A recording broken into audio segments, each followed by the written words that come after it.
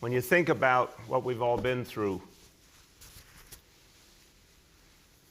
you think about the eyes of the world, the eyes of the nation have been on New York City and all of you in this time of unprecedented crisis. When the nation, at the end of all this, thinks about what happened here, when they try and put together the essence of what happened and what New Yorkers did, and try and summarize how New Yorkers confronted this extraordinary moment, I think the simple way to put it will be New Yorkers found a way.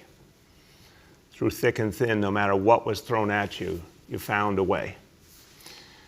New Yorkers, we know for a long time, for generations, we've been a driven people in the best sense of the word. People who get things done, people who set a goal and then go and achieve it.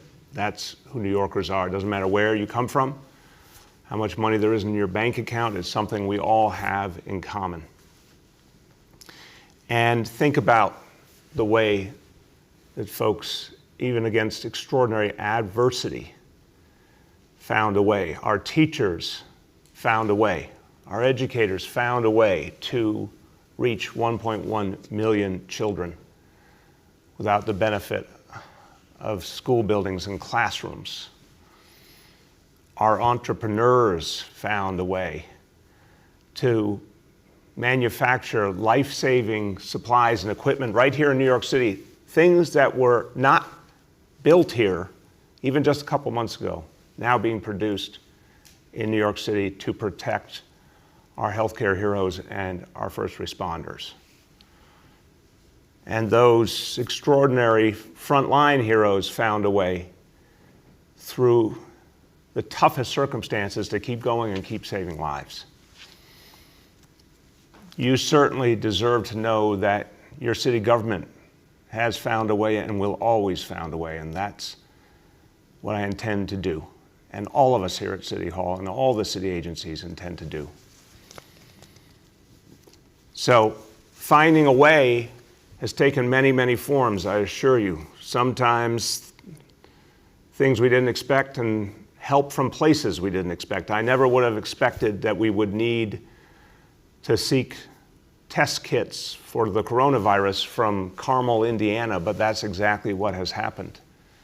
And that's helping us now to save lives here. I never would have expected to meet a pair of very, very good guys, EMTs, paramedics from Kalamazoo, Michigan.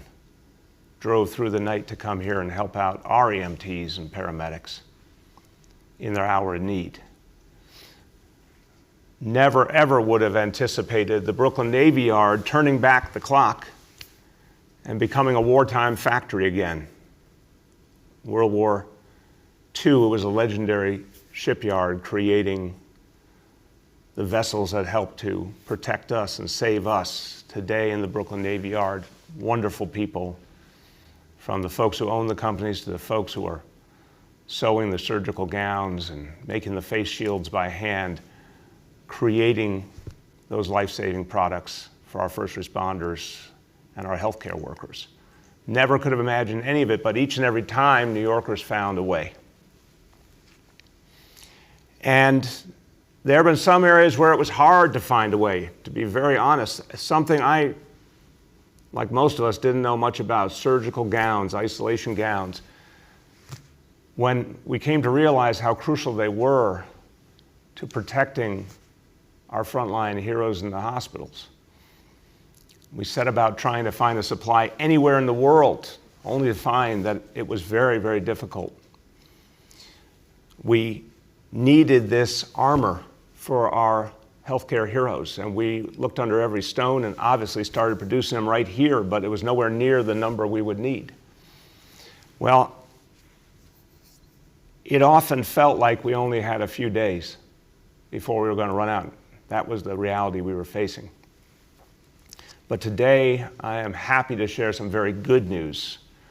And this is one really important piece of the puzzle, because having those surgical gowns is so important to protecting the people who are protecting all of us. And I'll tell you, I want to, as I say this, tell you that the local businesses that stepped up so brilliantly, they're now making 125,000 of these surgical gowns each week right here in New York City. Again, 0 were being produced 2 months ago, 125,000 a week and growing right now.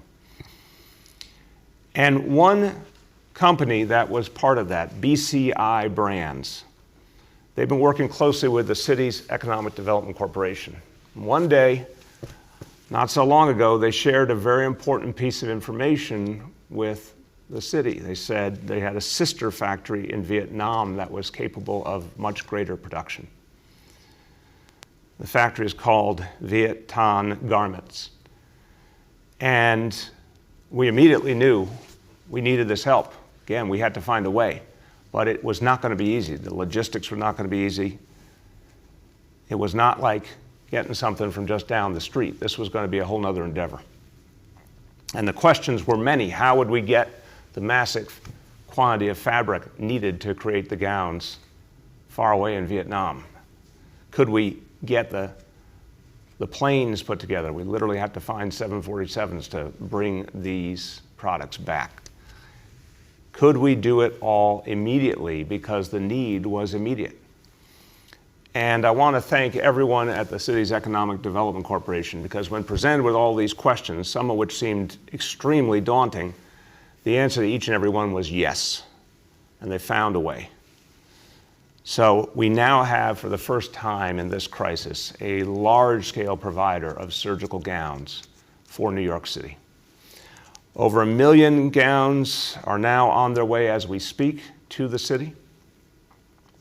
Another 900,000 will be on their way next week, and 3 million more are being produced as we speak. We're sending fabric to the factory in Vietnam so they can make even more. Now, this is something that I have to tell you, we've been measuring our supply of surgical gowns, isolation gowns, and all the similar protective garments. We've been measuring our supply in days.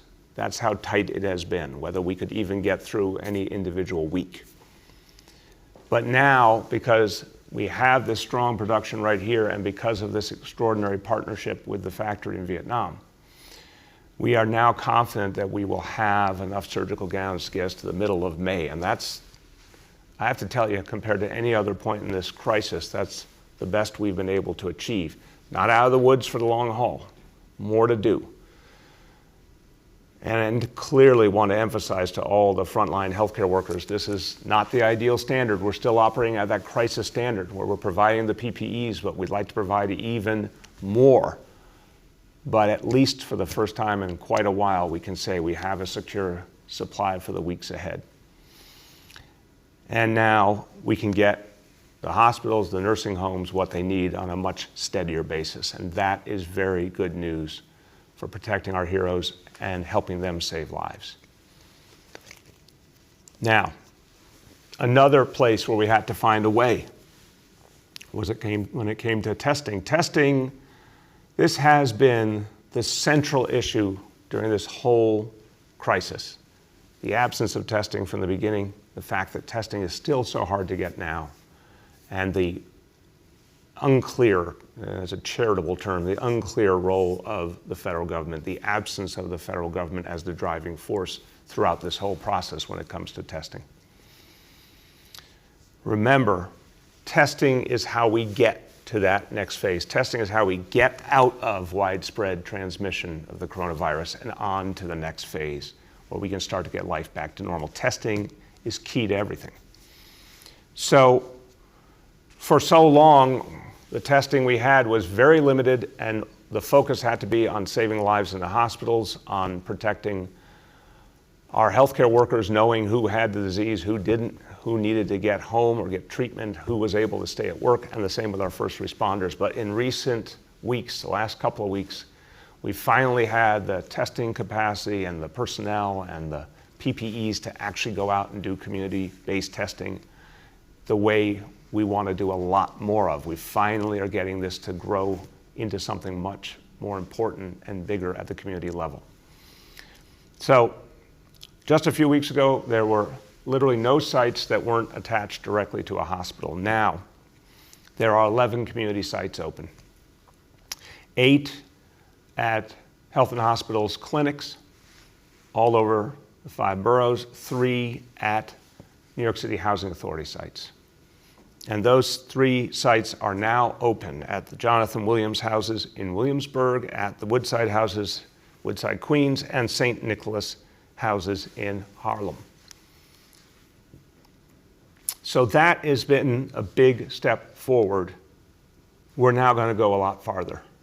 This fits beautifully with what we have to do to build up a much bigger test and trace mechanism. So this is the first of many steps we're going to take.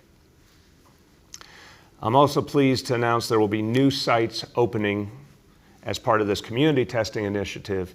2 more health and hospital sites will open this weekend at the Ida G. Israel Clinic in Coney Island and the Dyckman Clínica de las Américas in Inwood in Manhattan. Starting next week, we will also provide community testing on a broader scale at all 11 health and hospitals, hospital locations as well. So as you can see, this is really growing rapidly, and it is the precursor to a much bigger test and trace operation that's going to grow throughout May. Again, we're here to serve the communities that are hardest hit, and we're going to be growing out from there to reach more and more New Yorkers across the whole city, every community. And I want to remind you, the first priority always is folks who are older and folks who have those pre-existing conditions, and particularly if someone fits both those categories. So more and more testing in the communities that are having the toughest time of the coronavirus that then will blend into a true citywide test and trace operation reaching into every corner of the 5 boroughs. So when you add in everything that we have planned, we'll go from the 11 sites now to 30 sites, tripling the number by the week of May 18th. So this is now really moving fast. Testing dynamics are changing. Thank God. We talked a few days ago about the self-swab test. That's going to simplify things and speed up the testing process. We still have more work to do with the labs to extend lab capacity for that test, and we need more lab capacity overall. This is still the big missing link, lab capacity and the products that go into the lab process, like the reagents. This is still where we need help from the federal government on a big scale. But more and more, since we're finding more and more sites we can use, we have more and more personnel and PPEs we can apply, we're able to use this simpler self-swab test. The expansion is really moving. So 11 sites now will be 30 sites by the week of May 18th. And we'll be able to triple the number of tests given each week. So now we're at about 14,000 tests per week. Again, getting faster the more we do it, more efficient the more we do it. By the week of May 4th, it'll be 35,000 tests a week. By the week of May 18th, 43,000 tests a week. And we want to go a lot farther from there. Now, I want to talk about the way we link up the things that we've achieved so far, getting more and more of the PPEs, getting more and more of the testing, link that concept up with what all of you have achieved by your extraordinary devotion to social distancing, to shelter in place, to the things that have been working.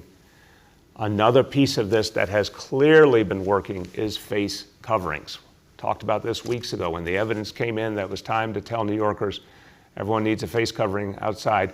I want to thank you because overwhelmingly New Yorkers took that instruction and ran with it. When the city gave that guidance initially, New Yorkers really moved fast to take it and make it a part of your everyday life. And it's helped because it helps protect everyone.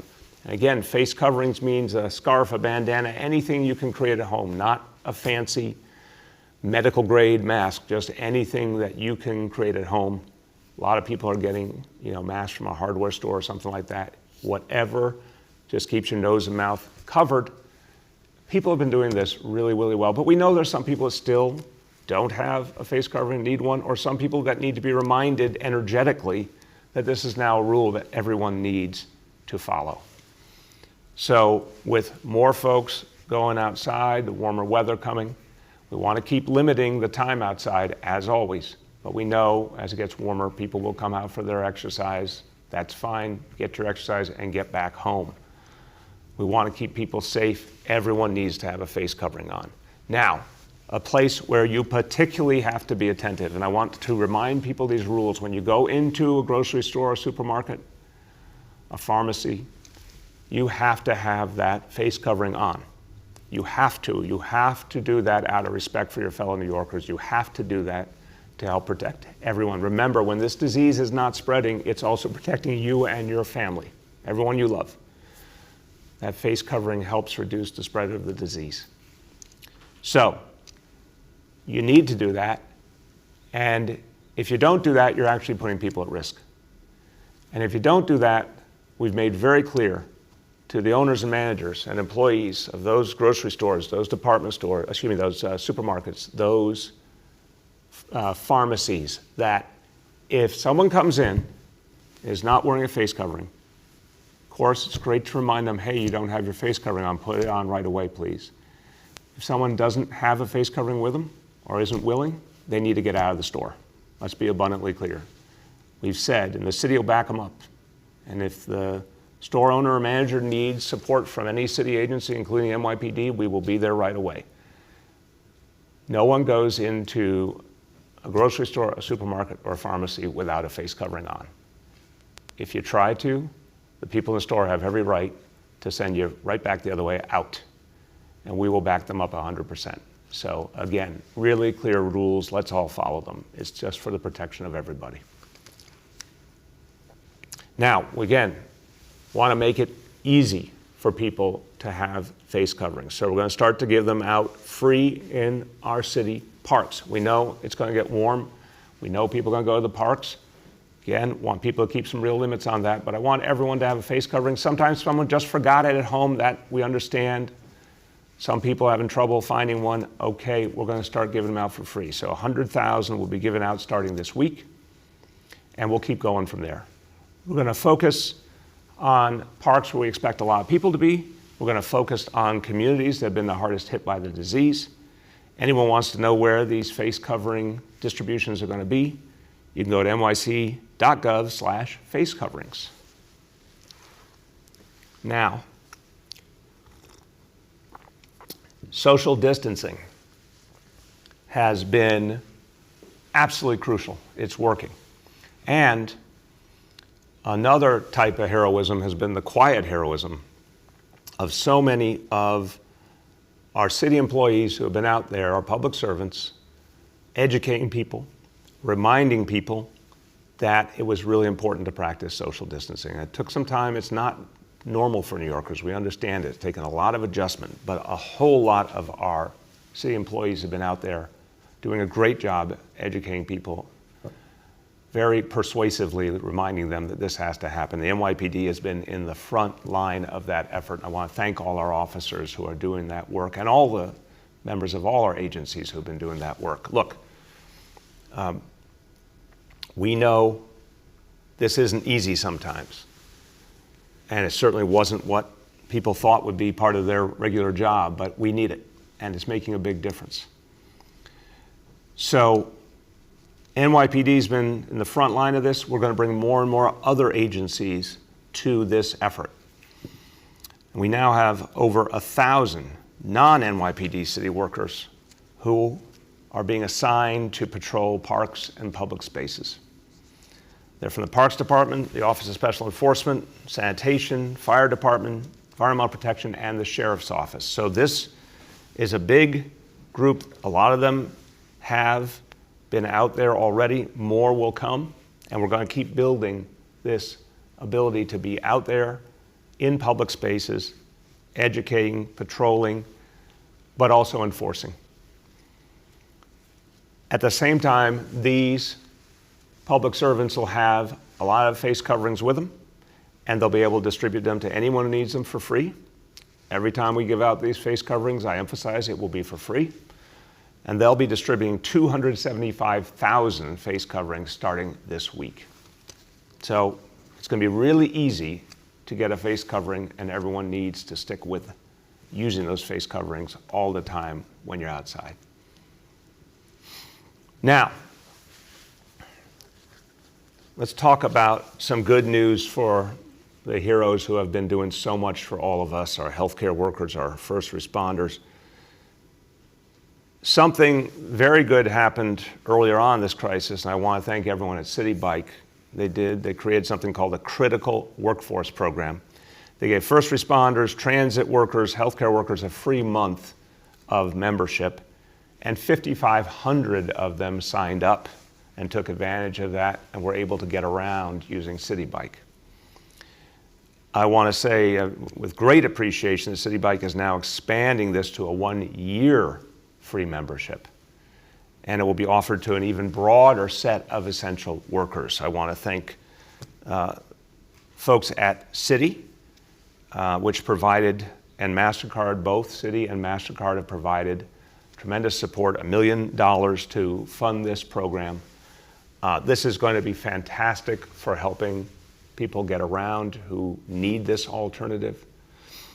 And on top of that, City Bike will be expanding with 100 new stations, docking stations in the Bronx and Manhattan, including at key locations that have been in the front line of this crisis, including Lincoln Hospital and Harlem Hospital.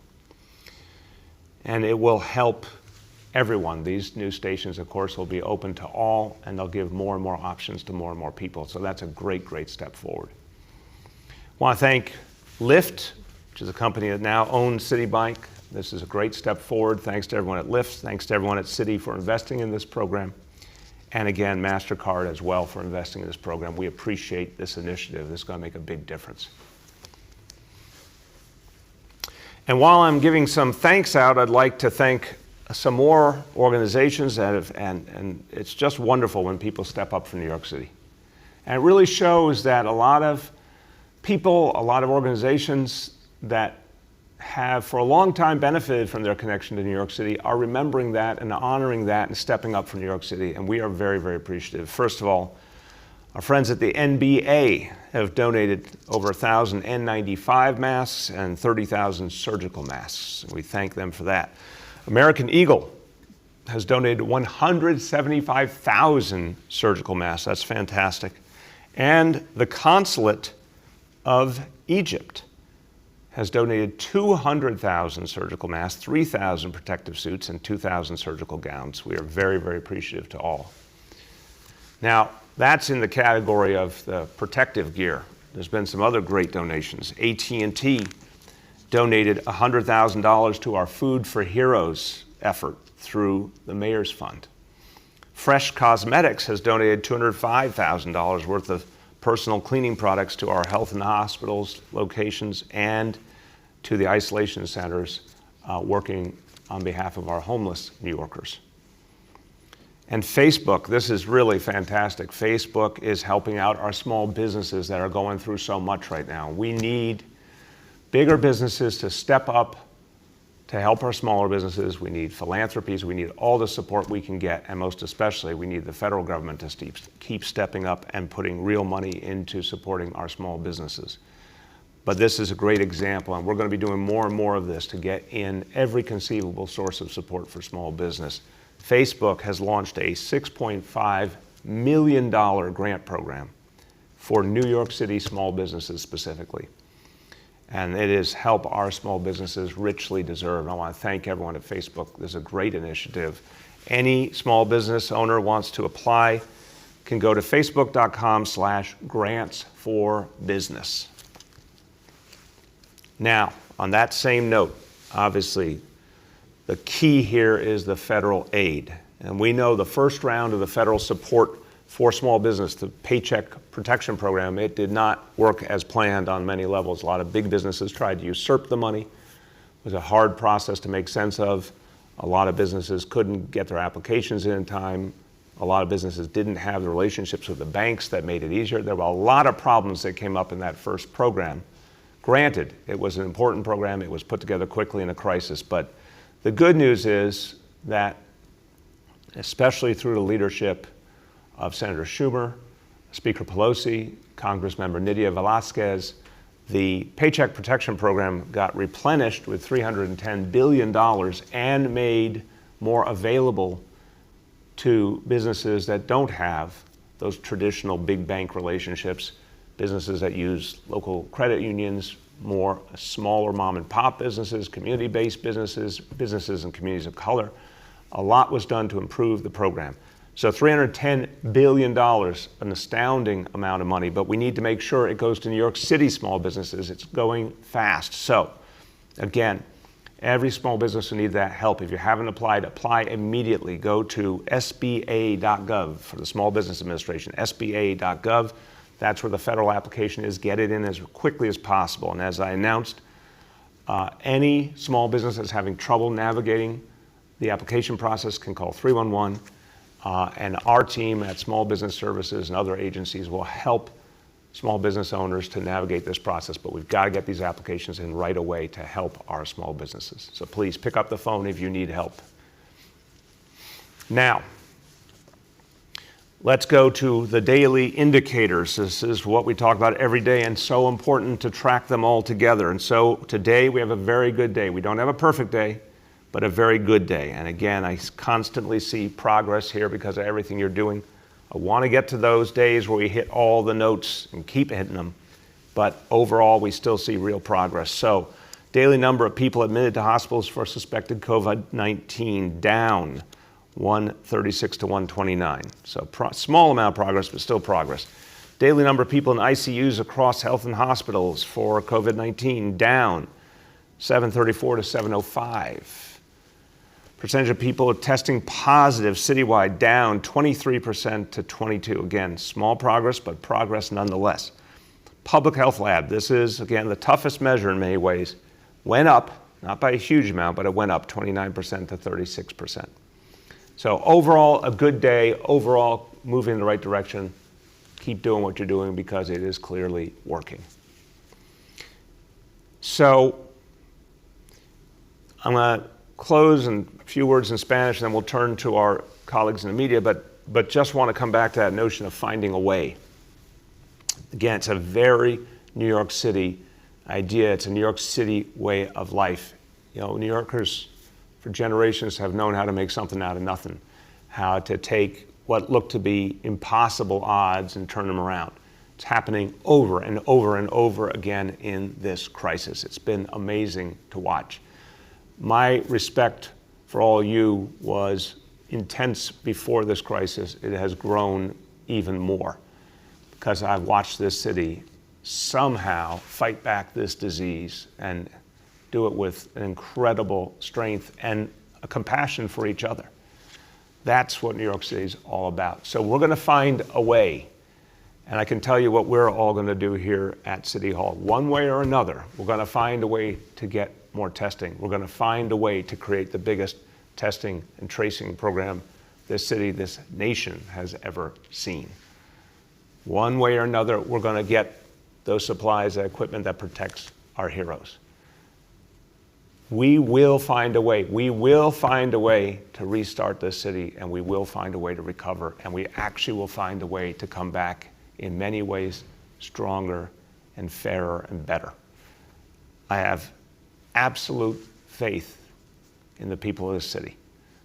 So we know how to find a way. That's who we are, and we will find a way to beat this disease. Una y otra vez. Los neoyorquinos han buscado la manera de salir delante cuando la vida se pone más difícil.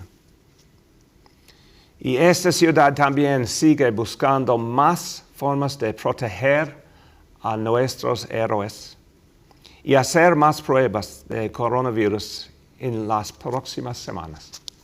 Juntos, vamos a seguir mostrando lo que es ser neoyorquino y vamos a salir de esto mucho más fuertes. With that, we will turn to our colleagues in the media. And as always, please let me know the name and the outlet of each journalist. And a quick reminder to folks that we have Dr. Barbeau and Dr. Katz on the phone. And the first question goes to Juliet from 1010 Wins. Juliet? Oh, hi. Good morning, all. How are you today? Hey, Juliet, how are you?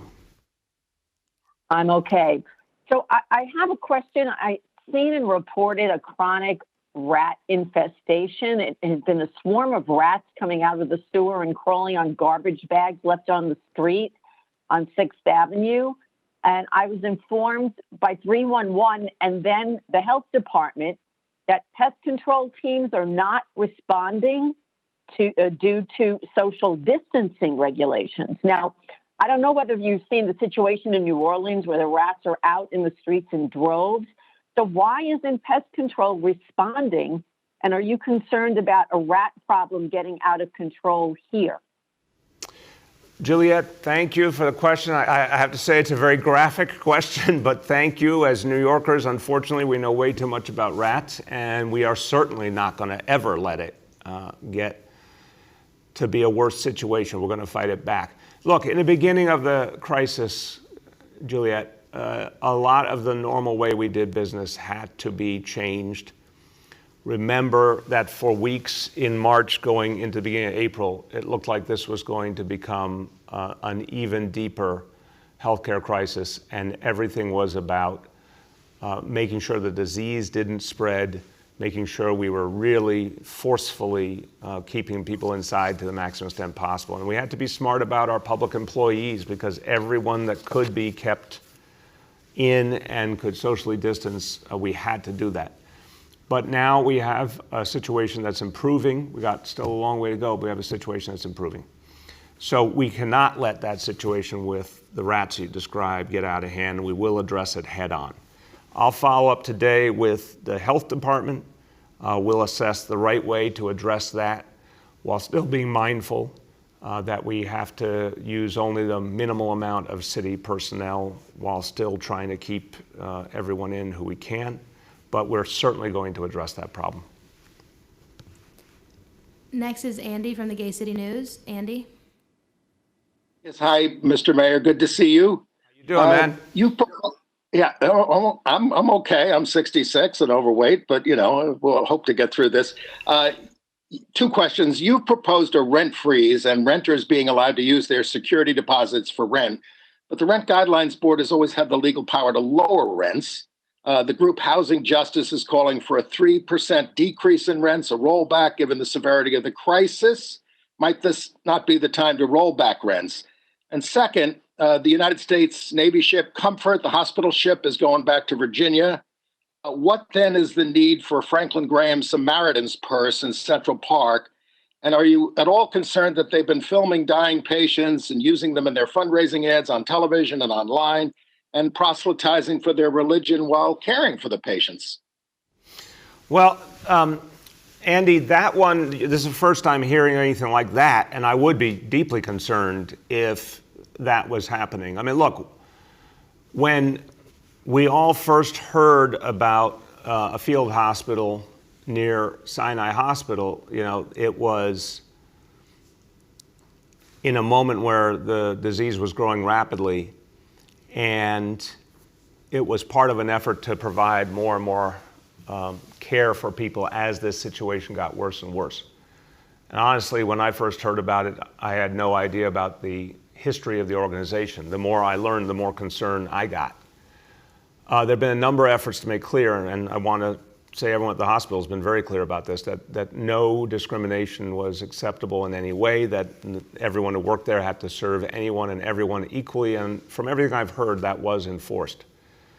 I'm going to leave it to the people at Mount Sinai to determine if they still need the help to protect lives. That is the first concern here.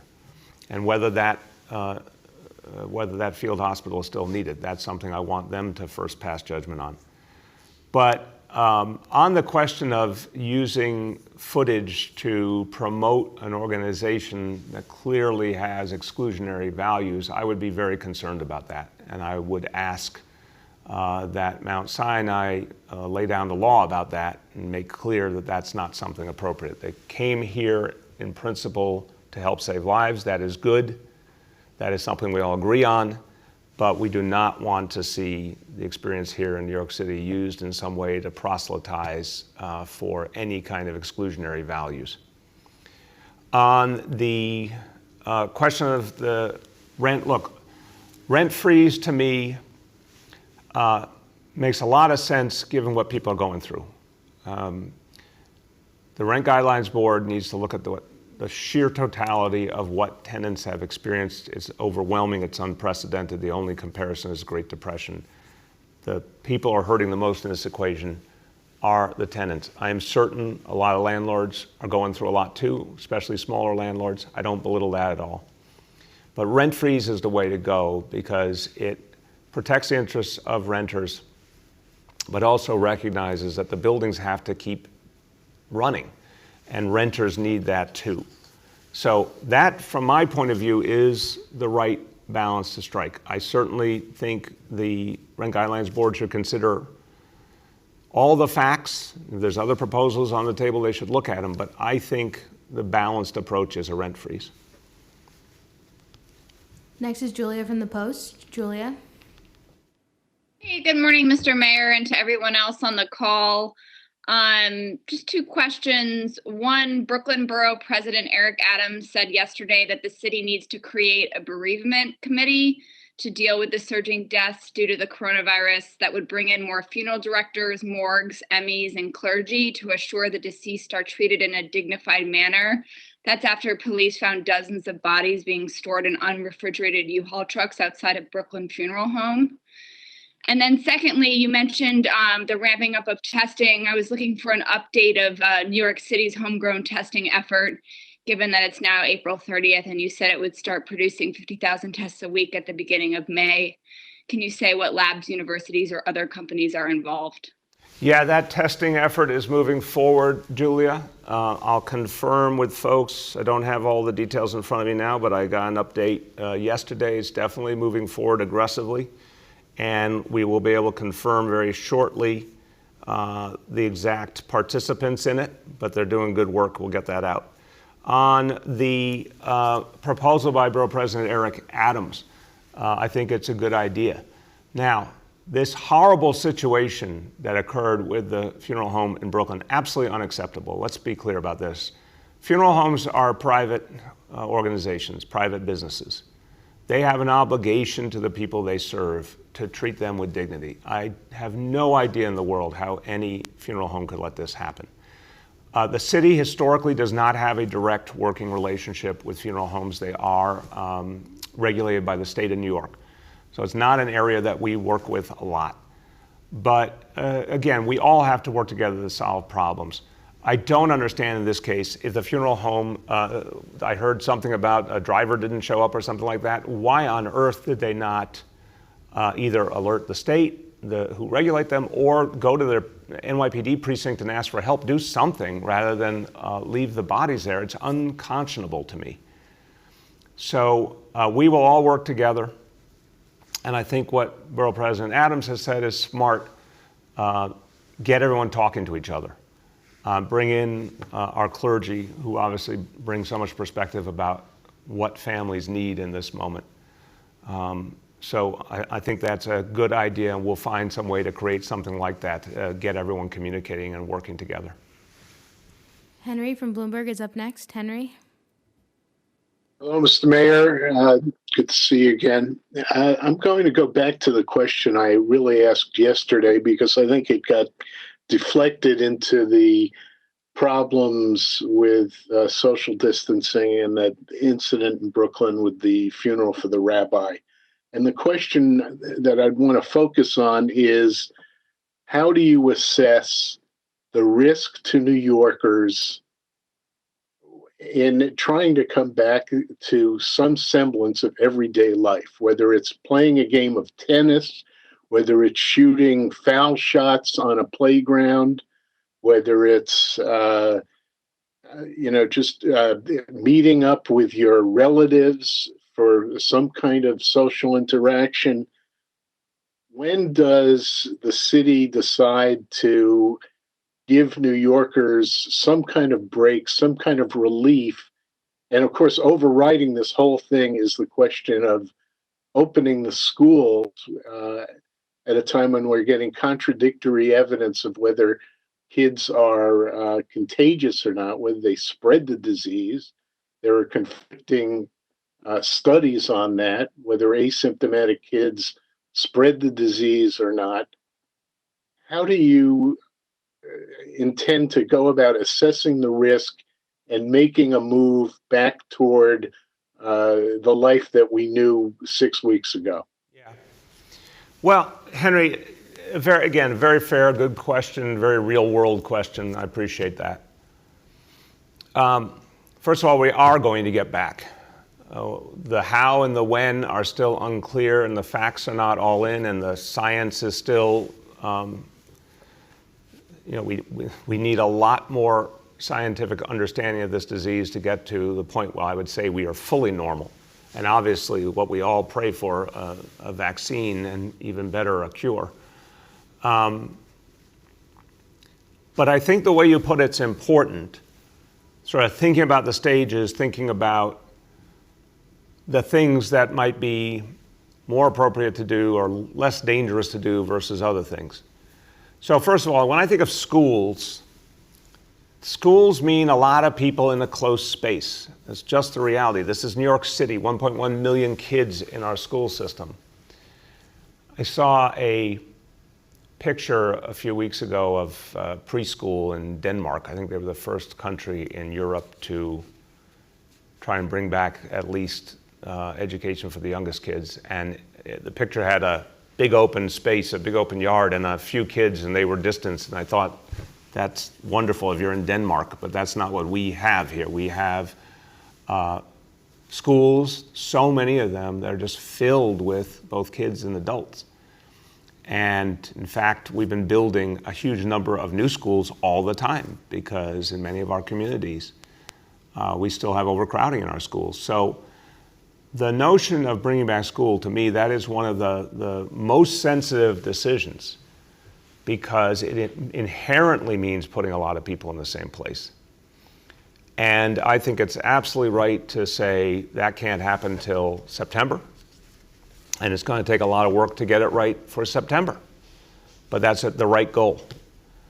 But on other things, like you mentioned, I think we're going to see the combination of what does the science bring, because there is always the possibility of real innovations, either new information that tells us how to better fight this disease, or the possibility, obviously, of something like a vaccine would be a game changer. So the science is one of the X factors. Our own efforts, how New Yorkers stick with social distancing and staying at home is going to have a lot to say with what we're going to be able to do, because the more they do that, the more we beat back the disease, the more we get back to normal. So it's the painful part about fighting our way through is actually the part about also liberating ourselves. We're not going to fall for these cheap slogans about being liberated. The way to liberate ourselves is to stick to the plan, fight our way through, and get to the point where people can start to resume more of their lives. So it's following the current rules, and then the testing and tracing program, which is really going to be a big offensive thrust, if you will, to go out there and change the dynamics on the ground with a much greater amount of testing, and then the tracing of the contacts and the isolation, quarantine. We do all that right, the day is going to come where we're going to start to lift some restrictions. When you think about how you lift the restrictions, then your question becomes very pertinent. Are there things you can do piece by piece? So I spent many a day as a child shooting foul shots, sometimes alone, sometimes like with one other friend, or playing horse or something like that. You think about that, you're like, oh, that'd be okay. The problem is you put back up, the rim in the net, and then it's going to be very, very tempting to kids to start to play full games with lots of kids. And then you got a problem on your hands. So we have to be really smart about it. We've talked about something like a beach. You say, well, what if we just invite a few people, if you will, and they have to socially distance? It's going to be very hard to do that and not turn into a lot of people not socially distanced. We're going to have to do this very carefully. So what we will do, Henry, is present the next stage as we're getting close to it. We're not there yet, and you can see from the indicators we're just not there yet.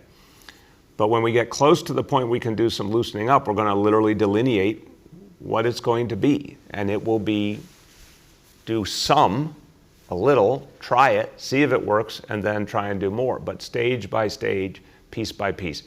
But even the examples you give, unfortunately, they rarely end up being linear, if you will. Something that first seems like, wouldn't that be a great individual activity? It could lead to group activities, and that's what we're not ready for. And then the last thing we're ready for is, of course, huge gatherings. That's going to be one of the last things to come online.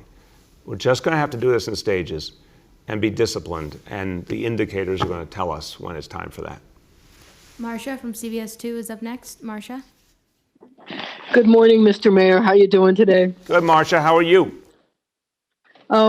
My first question has to do again with the homeless on the subways. I wonder if you think that cleaning the subways every 24 hours is really the way to get the homeless off the subways, since it seems that they're just going to get back on again anyway.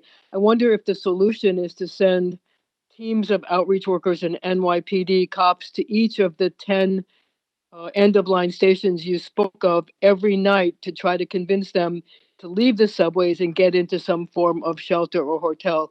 And my second question has to do with the unrefrigerated bodies. I'm wondering if there's anything the city can do to help these funeral directors.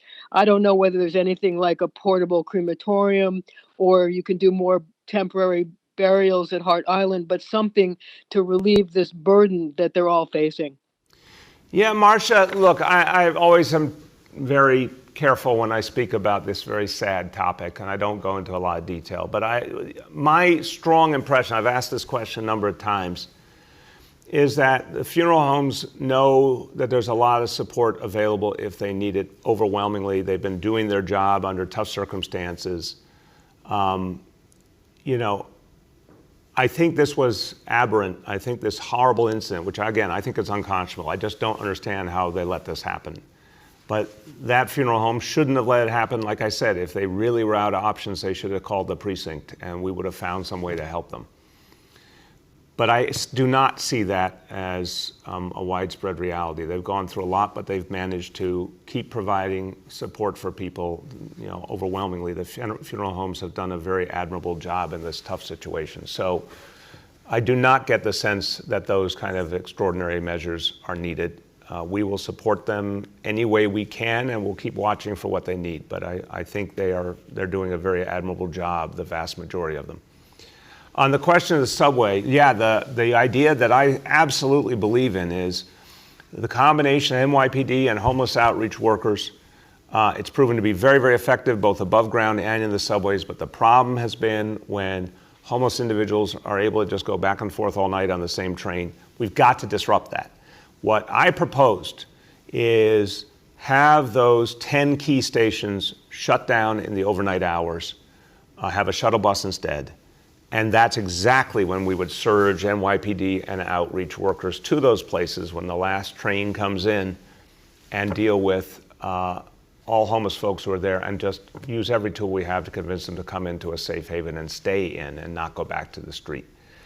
More cleaning is good. Let me emphasize, Marcia, more cleaning is always good.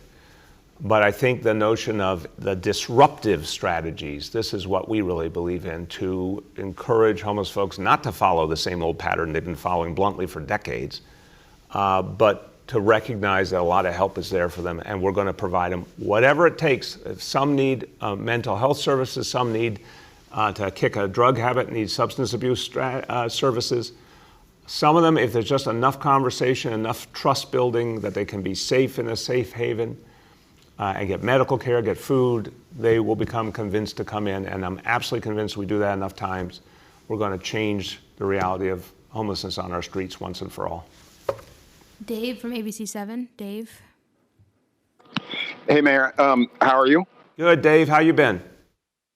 Hey, I've been fine. I wanted to ask you about something that you said during your presentation, and that was this 1,000 city employees who are going to be backing up police on enforcing social distancing and helping out to distribute some of the masks. I found it ironic that we're bringing this up today when one of the messages coming from the White House is to relax these social distancing rules and the requirements that people should wear masks when they're outside. I just wanted to get your thoughts on that how the city seems to be going in one direction while the rest of the country seems to be going in another, at least the direction from the White House. Dave, you used an interesting phrase and a very charitable phrase, direction from the White House. We have not gotten direction from the White House since January. We've gotten the biggest moving target in the history of the United States of America. No 2 days are the same. I mean, you watch the briefings and it's the magical mystery tour. In the end, it's sad, it's really sad, but it's incoherent. And the notion, the President of the United States was tweeting those liberate Michigan, liberate Virginia, all that, incredibly dangerous. So telling people, oh, open up, there's nothing to worry about, when we see the horrible things happening at the meat packing plants and the horrible stories of nursing homes around the country, I mean, what is he thinking? It's unbelievable. So here's what we know in New York City. We know we have not beaten this disease yet, and we're going to take a tough line and hold the line until we do beat this disease, because that is the only way to come back safely. It's the only way to protect people's health and safety, is to hold the line. And then when we actually do those steps towards restarting the economy, they will hold, they will work. We won't have that boomerang. Dave, that is not to say we won't have some good days and bad days. As we start to open up, we may have some setbacks. But if we're tough about it, those setbacks can be kept to a minimum and we can ultimately get to something normal again. What I fear, Dave, is when the president tells everyone to loosen up, and we're already seeing people flocking to the beaches in some of these states and congregating again, there's going to be a flare-up and it's going to set them back. But I'm also worried for New York that the more the disease starts to spread around the country, just as we're beating it back, that puts us in danger again. So no, it is no time to loosen up. There are some places in the country that have real evidence that they can take certain steps, but they should take the first step and then watch to see if it works. Second step, watch to see if it works, and always be ready to pull back if it's not working. But the places that are just saying, go with it, good luck out there, I fear they're gonna pay a steep price. And the president is not helping with that kind of language. Katie from the Wall Street Journal is up next. Katie, can you hear us? Can you hear me? There Yes. you go. I'm here. Thanks for taking my question. I was hoping for an update. I know that the city announced opportunities for people to utilize hotels for quarantine, whether it's people who are sick, have symptoms, or even just live in quarters in some of the hardest hit neighborhoods. Could you just give an update on how many families and individuals have access to this program? And just an update, I know I've heard from some people who say they don't know how to find out about this and actually access this. So if you have some information on that, thank you. Thank you, Katie. Very good questions and very important questions. And we're at a point on a continuum. So I want to tell you where we are now versus where we're going. I don't have the exact numbers in front of me. Our team will get them to you, but it's a great question because it really gets to the heart of what we have to do with testing and tracing. So to date, we started with, remember, the hotel rooms were going to be all about hospital facilities. Thank God we didn't need them. Then we focused them first on healthcare workers getting what they needed, first responders getting what they needed if they needed a place to stay and they couldn't go home to their families. Then we started opening up to families who needed a place to isolate, individuals who needed to isolate away from their family if they might be sick. Obviously, more and more trying to reach homeless New Yorkers. So a lot of pieces are now moving aggressively. Folks who have come out of hospitals but aren't able yet to go back to their families. There's all sorts of categories. What we have not had to date is that sort of central apparatus to do this on a vast scale, and that's what Test and Trace is going to provide. So, for example, the other day, Saturday, I was at the Morrisania Clinic, the Health and Hospitals Clinic in the South Bronx. Extraordinary operation. And I got into this very conversation with the doctors and nurses there about when they tested people, how did it work to get someone who needed to get to an isolation room? And they said, if a test came back positive and someone couldn't properly isolate at home, the social worker for the clinic would then connect them to a hotel room. So it was a facilitated process. We need to do that now on a big citywide scale, that it's all facilitated. Once an individual is identified, that they get that helping hand to make the arrangements. And then once they're in the room, food, of course, is provided, medical support, laundry, you name it. It's a big, big endeavor. It's a costly endeavor, but it's how we beat back this disease. So test and trace is going to get going in really intensely in May, and a key part of it will be that direct facilitation where people know exactly where to call, or they are called, to connect them to the hotel room and make sure the arrangements are made, the transportation is there for them, et cetera. That's what's coming out soon. Yoav from the city is up next. Yoav? Yeah, hi, Mr. Mayor. On the funeral home issue, this actually isn't the first case where a funeral home has struggled. The main issue seems to be a lack of storage space. And I guess I'm just wondering if there isn't more the city could do as far as perhaps coordinating with the funeral homes to address some of the systemic issues. If the issue is a shortage of refrigerated trucks, perhaps that's something either the city or I recognize the state oversees funeral homes, but that's something that would be better coordinated on a citywide level, perhaps, than at the single funeral home level. And the other issue is, a funeral home calling a local police precinct when they're dealing with an issue like this is not really intuitive. I guess I'm wondering if there's a more formal kind of communication, area that the city can set up so that funeral homes have kind of a known place to come with their issues. Well, Yoav, it's a fair question. Again,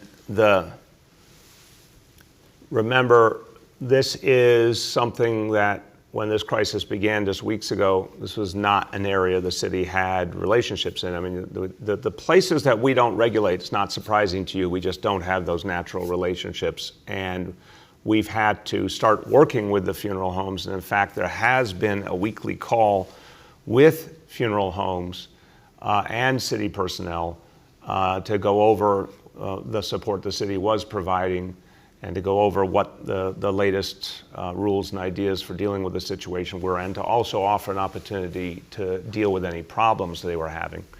So there has been an outreach effort.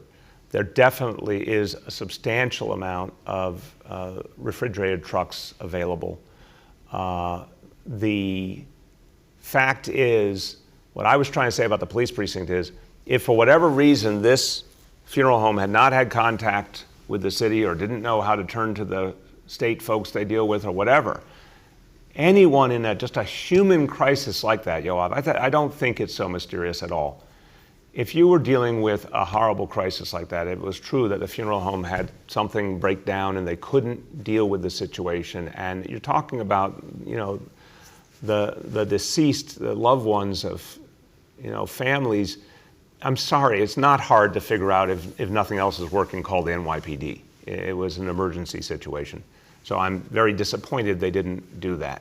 And I'm not, they are a private business. They have responsibility here. I'm not going to say, they don't bear any responsibility. No, they do bear responsibility. They should have figured it out. But we have been able to provide ongoing information and support. We will continue to deepen that. Anything we can do, we want to do. And I think, again, the borough president's idea of a committee that not just is about funeral homes, but clergy and just all of us thinking together. Thankfully, let us pray against a backdrop of fewer and fewer people being lost. I think that does make sense that we'll pull that together just to increase the amount of information and support. Gloria from New York One is up next. Gloria. Hi, good morning. Mr. Mayor, I want to follow up on these city workers who will be enforcing social distancing. If you could just talk a little bit about which city workers they will be. Are they going to be civilians? And how are you going to ensure that they're doing this properly? They're are people who have concerns about how social distancing is being enforced. And then I wanted to follow up on the question around this incident at the funeral home. I guess on a broader scale, is there anything the city is doing or working on to help people who might be struggling to pay for services, people who can't afford to bury their loved ones or to give them a proper service, or they just don't have the money immediately available? Are there any city resources being set up to help with that? Yes, Gloria, we can get you the details, but yes, we have been able to provide some help, and we want to provide more. It's a somewhat complex dynamic because there's a city element, there's a state element, and obviously we also want to bring in private support and philanthropic support because it's not something obviously the city has done in the past on a large scale, and thank God it's not something we ever would want to have to do in the future. But for people who need help, we want to make sure they get help. So our team will get you the details, but we are very clear there are some people who are in a horrible situation, not only first and foremost because they've lost someone, but then on top of that, they can't afford a burial, and it just makes a bad situation so much worse. So we want to be helpful or find other resources that will help them. That's something we're definitely doing. On the civilian enforcement, so I'll just go over the agencies again. In addition to NYPD, we're talking about Parks Department, Office of Special Enforcement, Sanitation Department, Fire Department, Environmental Protection, and the Sheriff's Office. So all of these are city agencies that have enforcement powers, that have the ability to give out violations. And we're talking about over 1,000 employees from those agencies who already have that power being applied to enforcing social distancing. We've done a lot of education over the last weeks. We're going to be really clear with people.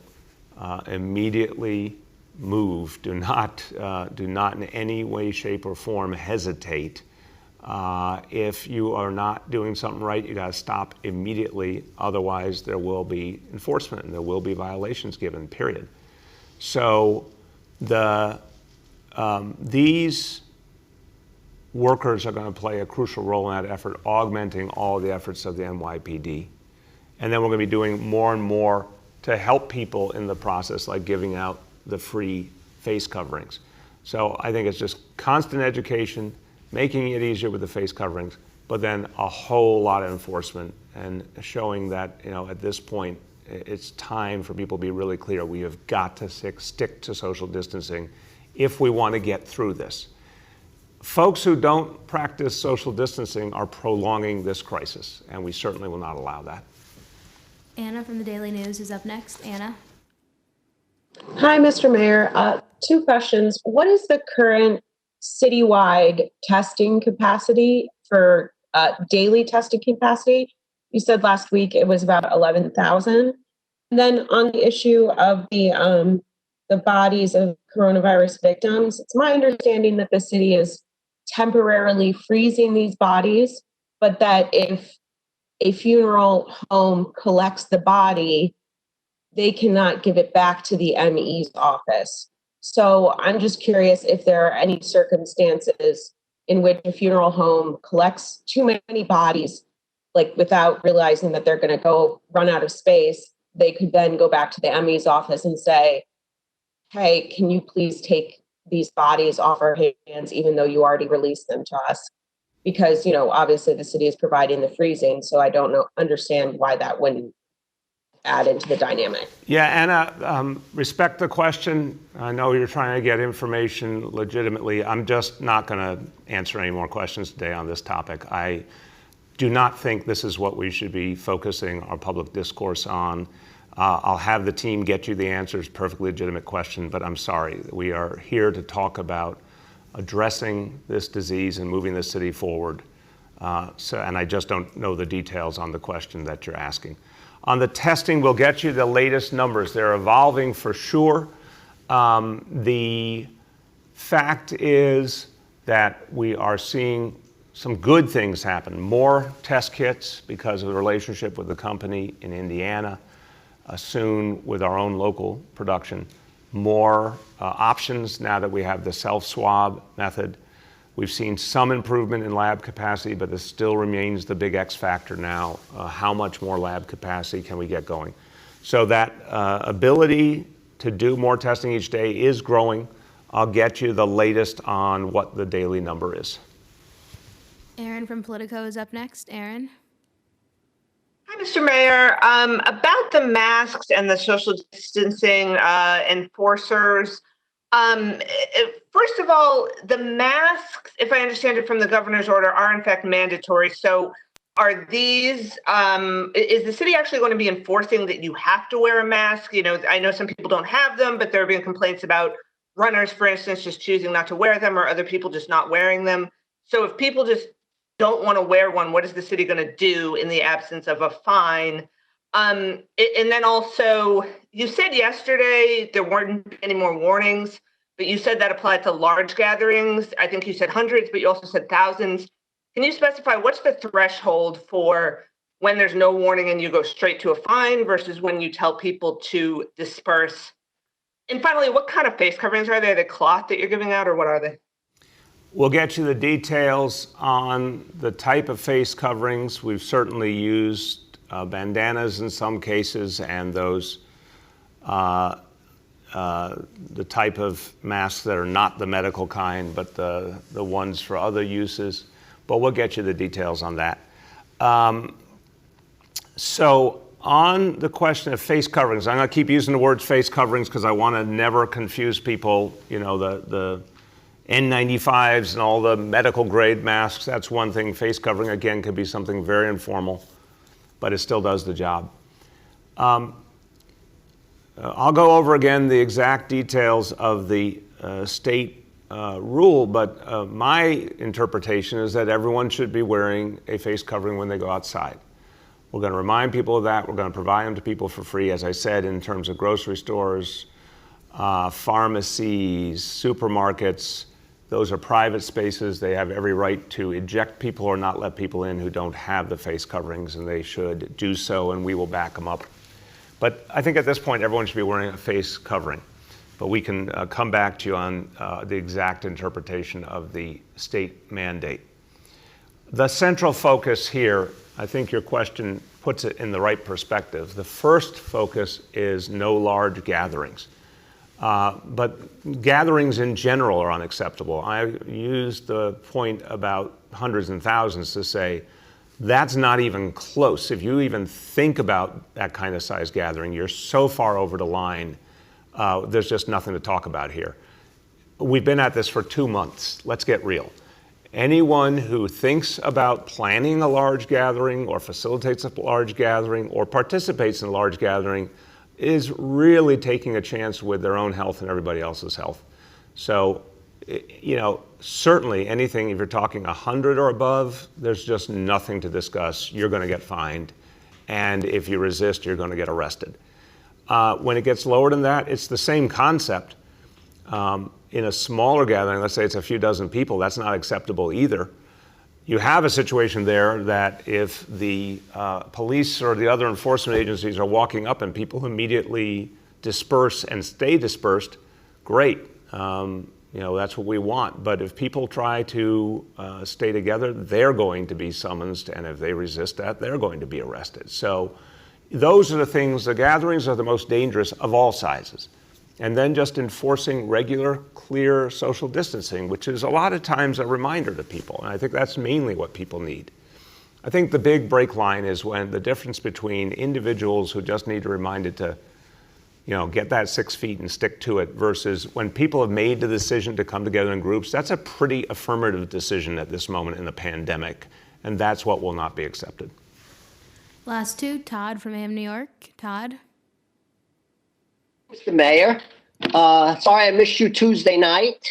My question being, well, the police department did a really good job coordinating with the volunteer organization Shamrim, except that they're very young kids mostly, and they don't command the same respect as the rabbis of that community. As you know, we both go back a long ways with that community, and we know that the rabbis command the respect of that community. So if the rabbis had told the people in that community to stay home, they would have. So isn't this an act of defiance?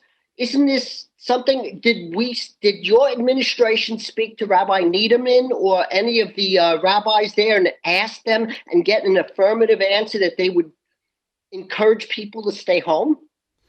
Look, Todd, I can't give you the exact tick-tock of everything that happened. I only know what was done wrong that needs to be addressed. And I do appreciate that some of the community leaders, I believe, associated with the synagogue involved, came forward and apologized for what happened and took responsibility. I found that very admirable, and I commend them for doing that and also sending that message to the larger community. And I think overwhelmingly the community leadership, the civic leadership, the elected officials, the rabbis have sent a very powerful message throughout this crisis that people should not gather, even for religious observance, which is a very tough, painful message to have to give, but the community leadership's been very clear about it. So whatever happened here, it just can't happen going forward. And I think we've all made that abundantly clear. I think the message has been received loudly all over the city in every community, and we're going to stick to that. And Commissioner Shea said it powerfully yesterday, that everyone is being endangered, including our police officers when there's those large gatherings. But I reiterate, anyone who loves their city and loves their community and loves their own people should not participate in something that will end up killing people in their own community. The large gathering, unquestionably, will eventually lead to a loss of life. It will spread the disease, and people will die as a result. And the most likely people to die are our elders. So this is a matter where everyone has to take personal responsibility and not engage in that kind of activity. And if anyone does, they will be given a violation, and a substantial one, and if need be, they will be arrested, period. Last call goes to Bridget from WNYC. Bridget? Good morning, Mr. Mayor. Just to follow up on some of Aaron's questions and your announcement today about the face coverings. I know it sounds like you don't know the details of what kind of coverings they are yet, but I would add to Aaron's questions, are they going to be reusable?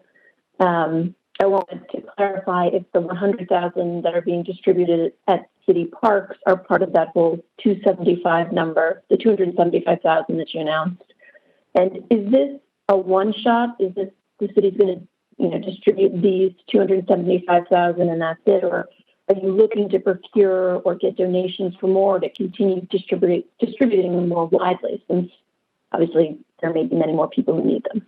Yeah, I appreciate the question, Bridget. Yeah, to coin a phrase, more is more. We are definitely going to do more beyond this. The team will follow up with you. I believe the 100,000 and the 275,000 are separate. Anyway you slice it, it's a lot of face coverings, and we'll keep going from there. Absolutely want to help people to do this. And it's a smart program to get them out regularly to anyone who needs it. The specific ones and whether they're the reusable kind or not, we'll get you all those details.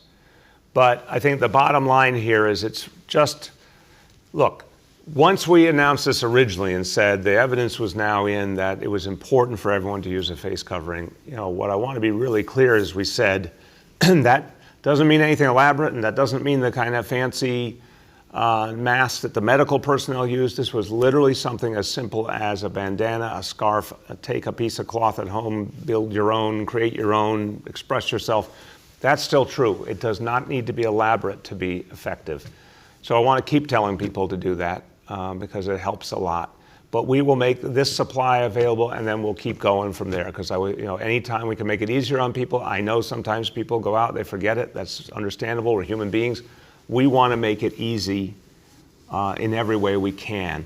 But I want people to think that it's not a small act to put on a face covering. In fact, it's a very generous altruistic act. It helps protect everyone around you. It helps reduce the spread of the disease. Think about the face coverings as yet another way to inhibit this disease, which has done such horrifying things to New Yorkers. We need to fight it back, and this is a very simple, powerful way to do it. So we're going to do everything we can to help people use those face coverings. But I want to ask everyone with the people in your life, please, if you see someone not wearing a face covering, appeal to them to realize that how important it is. We'll keep sending the message, but I want people to also use their own ability to communicate and influence people and let them know how important this is. Well, everyone, look, as I said, in this city we find a way, and literally in this fight, we have gone to the ends of the earth to find the supplies, the equipment we need to protect our first responders, protect our healthcare workers. The story I told you today, all the way to Vietnam to get the surgical gowns, and then the amazing support we're getting from Indiana, from Michigan, from all over the country. Whatever it takes, we're going to find a way to do it. And I am so appreciative to everyone who has helped us, wherever they are in America, wherever they are in the world. The hearts of people all over this world have poured out to New York City. Just like we have been there for people so many times before. So there's a real love and respect for New York City already. But the admiration for New York City is growing as we speak because of everything you're doing. People are watching and they feel it and they care about it and they admire the way you're fighting this fight. Let's keep fighting it. We will find a way. That's who we are. And we'll find a way to a better day in this city. Thank you, everybody.